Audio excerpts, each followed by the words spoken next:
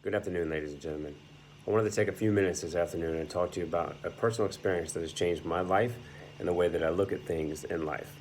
When I joined the Army in 2000, right after high school, I joined the Army thinking that it was a job and a way to support my means with my new life.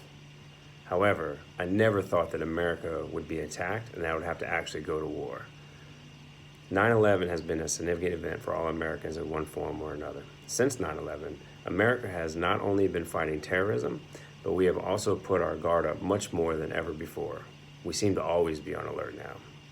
For those that weren't born before 9/11, they have come into this world only knowing what America is after 9/11. However, for those that lived through 9/11, especially the ones that were over 20 years old, those are the ones that have seen the most drastic changes in America. Gone are the days that parents can let their children go outside in the streets and simply ride their bikes by themselves, play in the front yard on their own, or simply walk down to a neighbor's house and see if their friends are able to come out and play. These days don't seem to exist anymore in America. On the other hand, I had just got to my first assignment in Germany when 9/11 took place. It wasn't long before our unit was notified of our first deployment to Iraq in 2003. This deployment has changed my life and the way I look at life when things get tough. Prior to this deployment, I could honestly say that I never would have known how or what I could deal with before possibly hitting a breaking point. We deployed to Kuwait in order to wait for the invasion into Iraq. And when that happened, all hell broke loose. I was initially on Camp Pennsylvania when we began the invasion. It wasn't but one night that we had an insider attack that changed my life forever. Initially, we had no idea what was going on, but there was an individual that was throwing hand grenades into tents. This sent the camp into a frenzy, and it was like nothing I had ever seen before or would have expected. There were helicopters evacuating the wounded, while I lay on the ground prepped to provide cover fire with my automatic machine gun.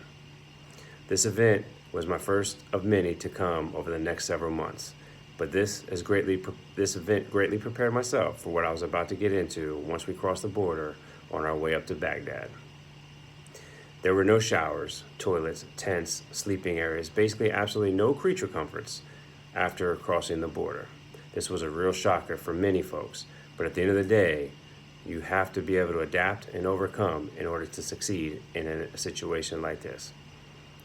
It was about 3 weeks before I took my first shower, and this was only because we had to build it ourselves and use 5-gallon water buckets that was heated by the sun during the day.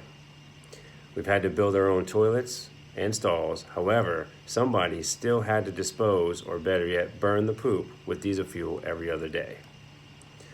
All this going on, and we were still clearing houses, towns, and getting fired upon with mortar rounds on a nightly basis. Food supplies were limited, and we could only drink 1.5 liters of water bottles a day until supplies were able to make it to us. I can still remember the day sitting on guard duty when I was just wishing to hear a bird chirping. These are the types of life-changing events that allow people to really understand how much they can really endure before they think they just can't handle it anymore. When life gets tough, I challenge folks, how tough is it really?